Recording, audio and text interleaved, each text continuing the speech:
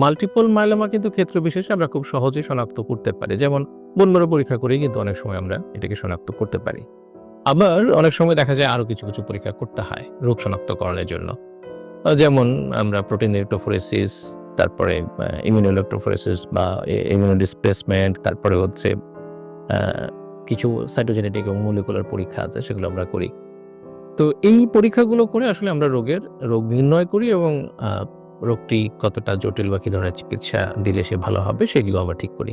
এছাড়াও রোগের অবস্থা বোঝার জন্য রোগের এক্সটেনশন বা রোগীর সার্বিক অবস্থা বোঝার জন্য আমরা বেশ কিছু বায়োকেমিক্যাল পরীক্ষা এবং ইমেজিং পরীক্ষা করি। যেমন বায়োকেমিক্যাল যেমন হচ্ছে আমরা ক্যালসিয়ামের মাত্রাটা দেখি, রক্তে ক্যালসিয়ামের মাত্রা কতটুকু আছে। তারপর সিরাম এলডিএইচ, সিরাম অ্যালবুমিন এগুলো আমরা কিছু দেখি। আরো কিছু এই ধরনের পরীক্ষা আছে যেগুলো বা ক্রিয়েটিনিন যেটা তার রোগে কিডনির মাত্রাটা বোঝার জন্য।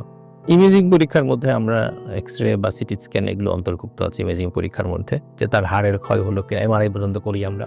হাড়ের ক্ষয় হলো কিনা, সেটা কতটুকু হলো। এগুলো আমাদের রোগ নির্ণয়ের ক্ষেত্রে একটা সাপোর্টিং এভিডেন্স হিসেবে কাজ করে। এরপরে কেমোথেরাপি দেওয়ার আগে আমরা কেমোথেরাপির ফিটনেস বোঝার জন্য আমরা কিছু পরীক্ষা করি। তার মধ্যে হার্টের পরীক্ষাও এর মধ্যে অন্তর্ভুক্ত।